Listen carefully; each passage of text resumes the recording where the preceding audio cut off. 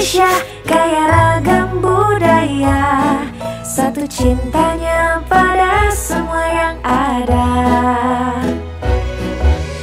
Eloknya sungai mengalir jauh ke laut, birunya samudra memeluk pulau-pulau.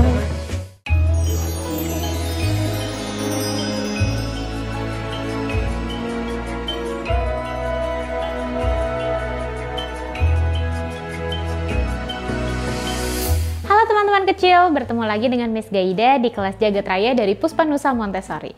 Hari ini Miss Gaida akan mengajak teman-teman kecil untuk mengenal lebih jauh mengenai unta. Nah, kalau kemarin kita sudah membahas nih mengenai hewan-hewan yang ada di gurun pasir, kali ini spesifik kita akan membahas mengenai unta, yaitu salah satu hewan yang menjadi ciri khasnya dari gurun pasir. Kalau teman-teman kecil sudah siap, ayo kita mulai sama-sama. Ini adalah bahan-bahan yang kita butuhkan untuk kegiatan kita kali ini. Di sini ada gambar unta besar, kemudian di sini ada bagian kartu-kartu bagian tubuh unta, dan di sini nanti kita akan membuat bersama-sama kerajinan tangan unta. Nah, pertama-tama kita akan memulai terlebih dahulu dengan mengenal dua jenis unta ya yang biasanya kita lihat. Teman-teman kecil, kita bisa lihat ada dua jenis unta di sini. Coba teman-teman kecil lihat apa ya yang membedakan keduanya. Ini ada unta dromedari dan ada unta Bactria. Teman-teman kecil bisa lihat apa perbedaannya? Betul ya, punuknya. Coba teman-teman kecil lihat.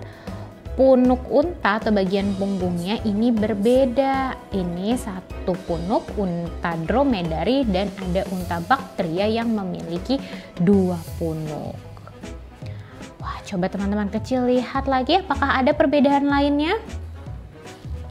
Nah, unta Bactria memiliki bulu yang lebih lebat ya, dan badan yang tampak lebih besar dibanding unta dromedari.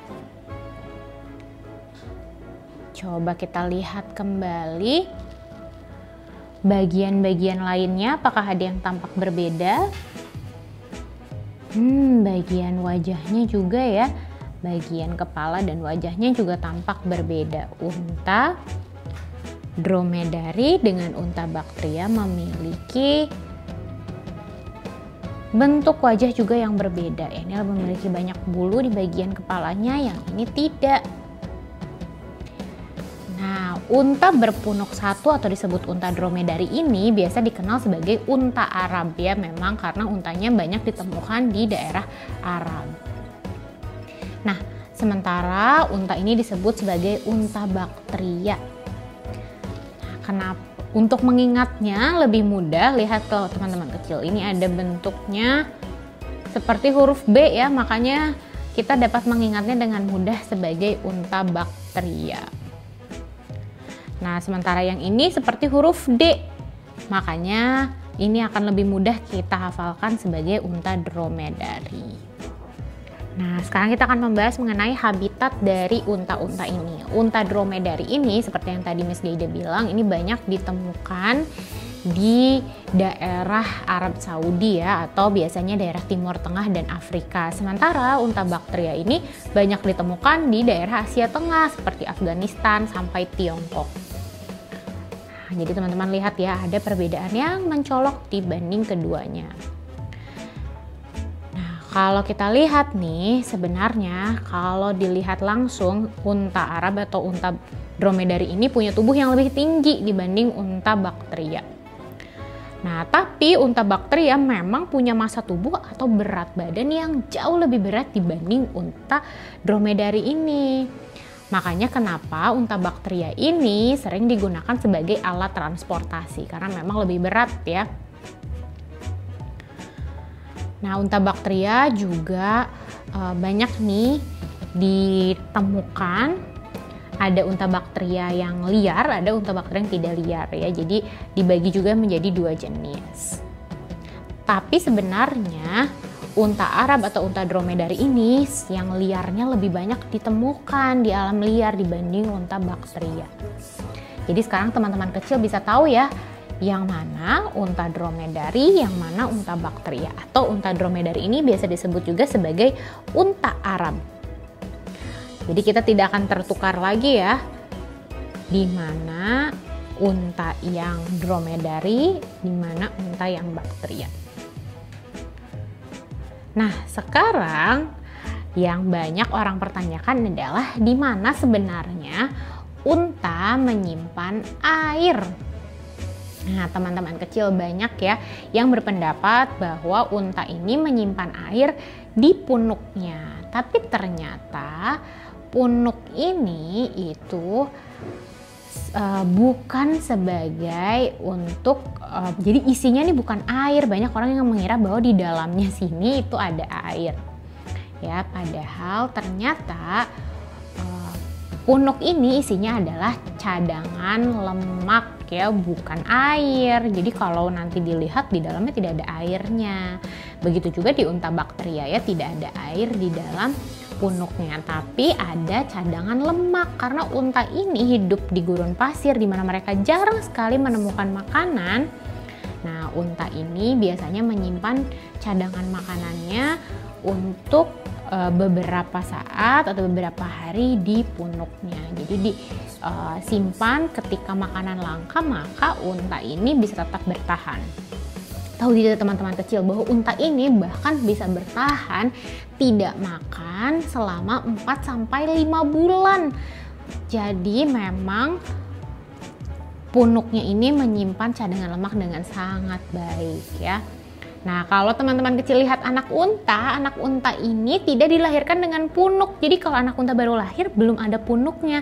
Karena punuk ini baru terbentuk ketika unta mulai makan. Jadi setelah unta makan, mereka akan mulai membentuk punuknya. Jadi ketika untanya masih menyusu pada ibunya, belum ada punuknya ya, karena dia masih punya sumber makanan dari ibunya.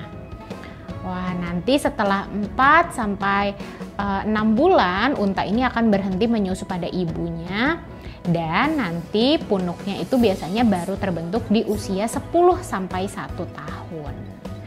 Wah, jadi teman-teman kecil nanti kalau lihat bayi unta ini memang tidak ada punuknya. Kalau teman-teman kecil ketemu dengan bayi unta atau anak unta yang sudah ada punuknya, biasanya berarti dia sudah tidak lagi menyusu pada ibunya. Jadi sekarang kita tahu ya bahwa di punuknya unta ini tidak ada cadangan air, tapi cadangan lemak ya untuk diproses nanti menjadi makanan ketika unta ini harus bepergian jauh. Teman-teman kecil tahu tidak sih unta makannya apa? Unta ini termasuk salah satu hewan yang dapat mengkonsumsi kaktus. Jadi walaupun kaktus berduri, tapi unta dapat memakannya dan tidak terluka. Ya, jadi unta biasanya akan mengunyah kaktusnya untuk mendapatkan sari-sari makanannya. Nah, sekarang kita akan mengenal bagian-bagian tubuh unta. Seperti biasa, kalau kita bekerja dengan kartu 3 bagian atau 3-part card, Miss Gaida akan mengajak terlebih dahulu teman-teman yang belum bisa membaca. Teman-teman yang belum bisa membaca bisa menggunakan kartu kontrol dan juga kartu gambar. Nah, kita akan lihat ya. Di sini ada gambar untanya. Lalu ini ada bagian badannya. Yang diwarnai ini ada kepala, bagian kepala, lalu ada bagian yang diwarnainya kaki, lalu ada leher, dan yang terakhir ada punuk. Nah, kita geser sedikit ya, jadi teman-teman kecil bisa lihat.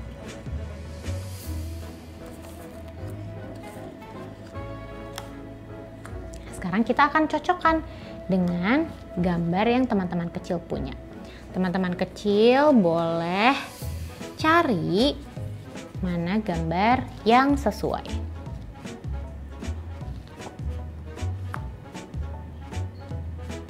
Bagian yang diwarnai ini kaki, leher, punuk, badan, dan kepala. Nah, Nah, jadi teman-teman kecil boleh cocokkan gambarnya dan bisa diulang kembali kegiatannya. Sekarang Miss Gaida mau ajak teman-teman kecil yang sudah dapat membaca. Boleh dirapikan dulu kartu kontrolnya. Nah, kartu gambarnya boleh dalam posisi seperti ini. Teman-teman yang sudah bisa membaca boleh disimpan kartunya seperti ini, atau dengan posisi lain boleh acak juga tidak apa-apa. Sekarang kita akan baca satu persatu. Unta. Mana ya gambar unta yang utuh? Unta. Lalu kepala. Mana gambar kepala?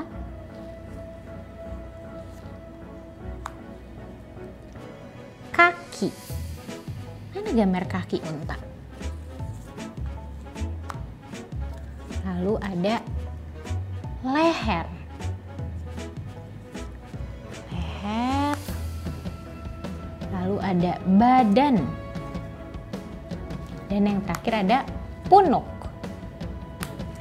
Untuk mengecek jawaban teman-teman, teman-teman boleh menggunakan kartu kontrolnya. Apakah sama? Sama. Sama.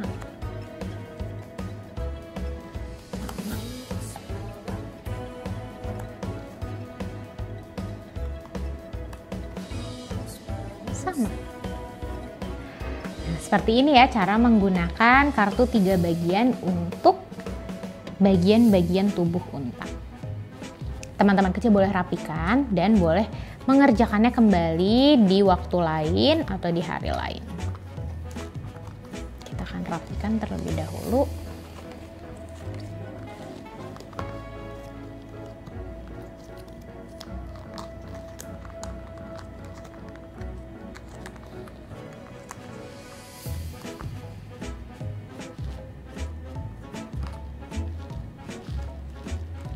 Sekarang Miss Gaida mau ajak teman-teman kecil untuk membuat kerajinan tangan unta. Sini ada bagian tubuh unta, matanya, kemudian ada kertas coklat.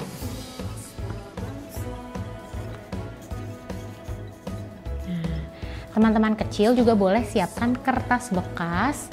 Boleh kertas koran, boleh kertas bekas yang tidak dipakai lagi di rumah.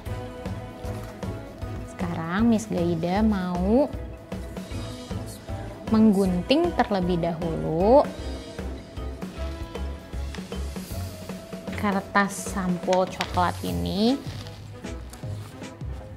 Kita akan gunting menjadi 2 bagian.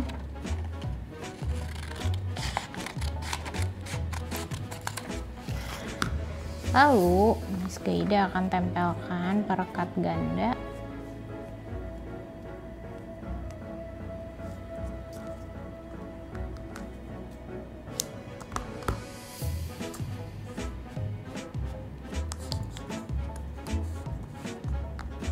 Nanti kita akan gulung atau tempelkan.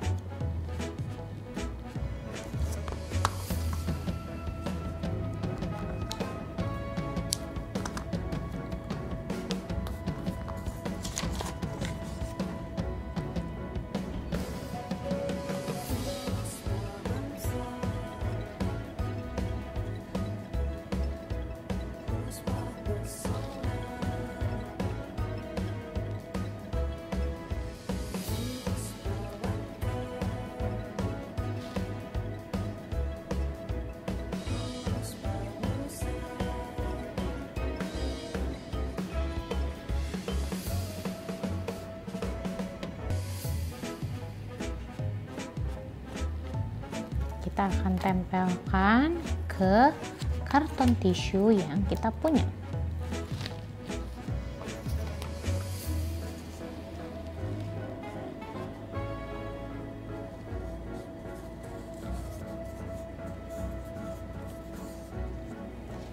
Nah, bisa dengan cara digulung seperti ini. Oh, bagian ujungnya Miss Gaida lupa ya, belum tempelkan.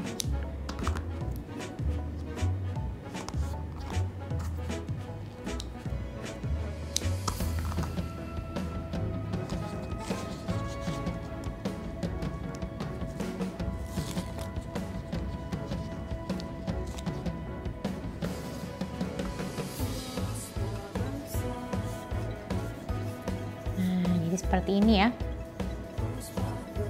Kalau ada sisa, teman-teman kecil bisa lipat dan dimasukkan ke dalam.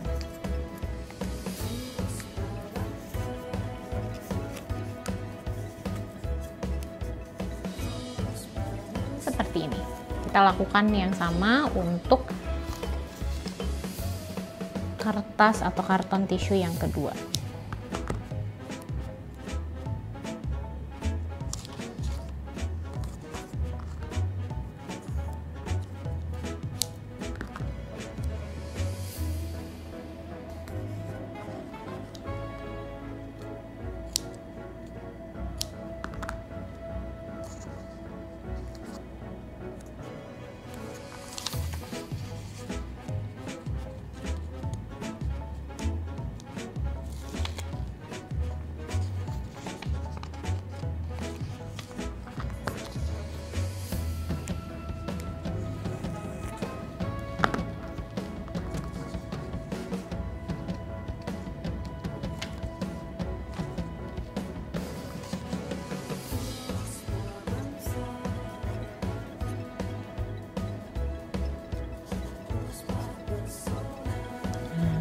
Gulung dan lipat kembali.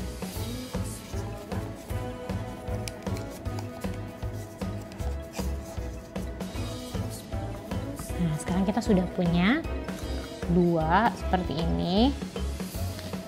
Jadi akan gunakan kembali perekat ganda untuk merekatkan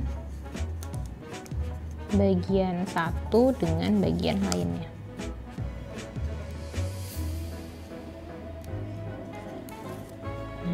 Kita rekatkan. Jadi bergabung seperti ini. Nah, kalau sudah, teman-teman kecil tadi bisa gunakan kertas yang sudah tidak terpakai. Teman-teman kecil bisa robek.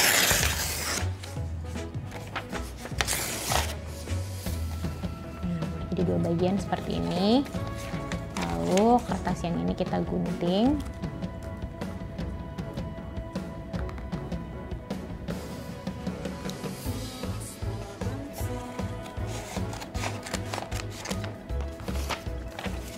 Jadi akan remas kertas-kertas ini.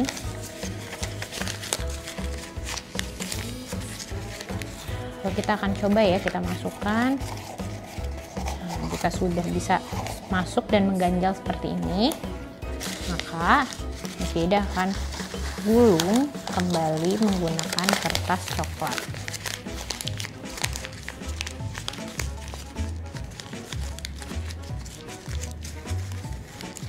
Sehingga jadi bola coklat seperti ini. Lalu kita lakukan hal yang sama.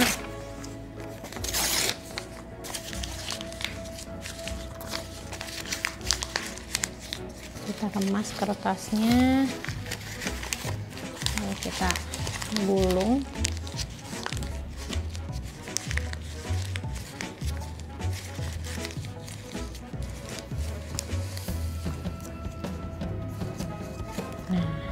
Di bagian dalamnya, teman-teman kecil boleh berikan lem.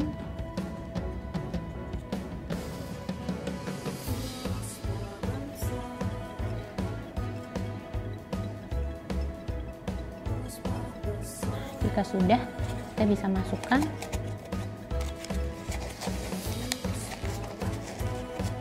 Seperti ini. Nah, akan menjadi seperti punuk unta ya.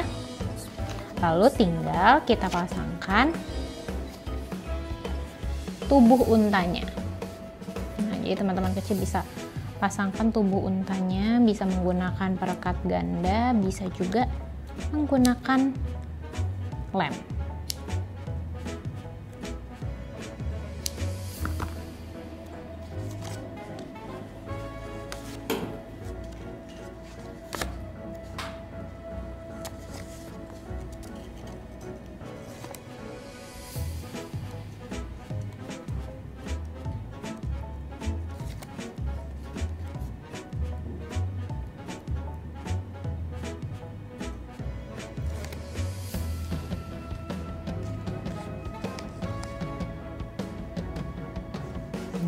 Kita tempelkan seperti ini. Jangan lupa kita berikan matanya.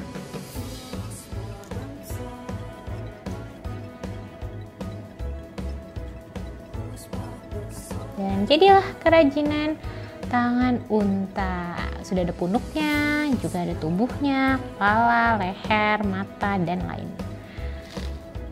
Terima kasih ya sudah membuatnya bersama-sama dengan Miss Gaida. Bagaimana kegiatan kita kali ini teman-teman kecil? Sebagai penutup Jagat Raya di bulan ini, Miss Gaida tadi sudah mengajak teman-teman kecil mengenal lebih jauh mengenai unta. Ada 2 unta, yaitu unta dromedari dan unta baktria. Terima kasih banyak ya teman-teman kecil yang sudah beraktivitas bersama Miss Gaida selama 8 sesi di bulan ini. Kita akan bertemu kembali di sesi selanjutnya, di bulan selanjutnya dengan tema yang baru. Jadi jangan lupa untuk ikuti terus Instagramnya Puspa Nusa Montessori untuk melihat bulan depan kita akan berjalan-jalan mengenal apa lagi ya. Sampai jumpa lagi di kelas Jagat Raya bulan depan. Sampai jumpa.